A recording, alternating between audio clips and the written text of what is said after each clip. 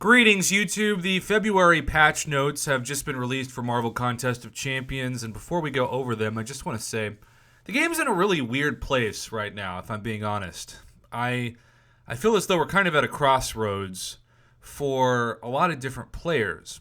I hear from people every day who are sick and tired of getting terrible 6-star luck, and even terrible 5-star luck for those of you who, like a lot of you, it takes weeks and weeks to just get that 5-star crystal, nevertheless months to get a 6-star.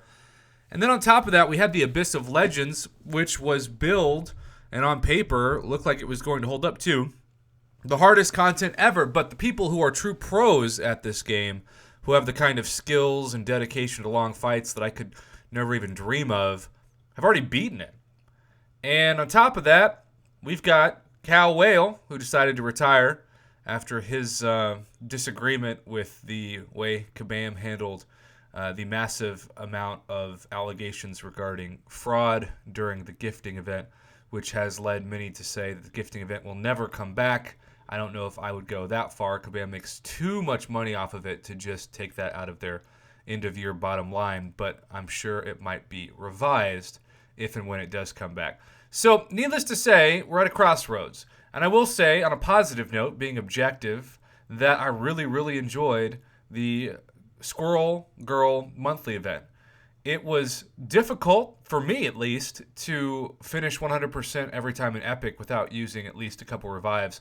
But you didn't have to finish every fight of every day to get to the 1 million mark. In fact, if you're like me and you grind away in the arena, you're going to get enough bonus acorns to negate a lot of those days in general. So besides that, we got a 5-star Awakening Gem and so many bonus items that it really was one of my favorite events, not just in the past year, but ever. And I have no problem saying that. They deserve a lot of credit, and I know those of you who aren't uncollected disagree because of your limit of what you could spend. But for those of you uncollected and above, I think it was incredibly awesome for the event. So we're jumping from that to kind of a random month. And because it's not like we have Black Panther 2 or something this February, we're going to have just an X-Men event. Excommunication, which definitely means something else in the church community. But Mojoverse, we have Love is a Battle Realm 3, Looking for Love in All the Wrong Places, Deadpool and Diablo, Pass Out Potions, and then Champion Balance Updates.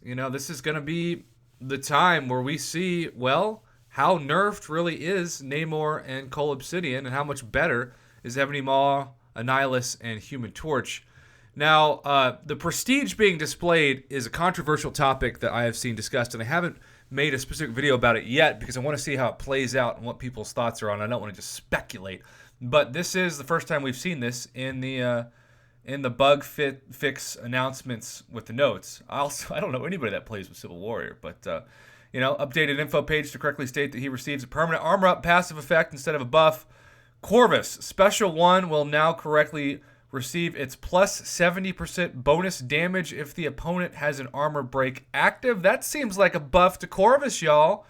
At least in my reading of that. Dr. Doom, power prevention while his aura is active is no longer treated as a power lock, which seems like that could be a little bit of a nerf for Dr. Doom. Again, I'm just reading this in the patch notes. We'll see how it plays out. But power locking the opponent really is one of the biggest utilities to Dr. Doom.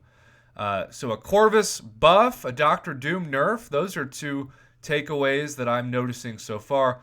Medusa's Special 3 will now correctly place a 35-second armor break on opponent. No longer has her armor shattered robot effect listed twice in her info page. Old Balls Logan update info page to better describe a Special 2. Omega Red Death Spores will once again prevent debuffs from being purified via the Tenacity node. Silver Surfer, Sunspot, Thing, Special 3 will now only increase the potency of Furies he gets from removing rock stacks. Now, is that a good thing? Those of you who are playing Thing every day, let me know. Vision will now properly gain Fury from the first of his name synergy with Vision, the new Vision, after power burning an opponent. That was definitely broken for a while. Mesmerize buff node will no longer stun the attacker if an evade failed to activate. That's nice. So all of these different patch notes And I just have to say the big takeaway is the Doctor Doom and maybe even Corvus. But Doctor Doom is certainly going to be what I asked the community about.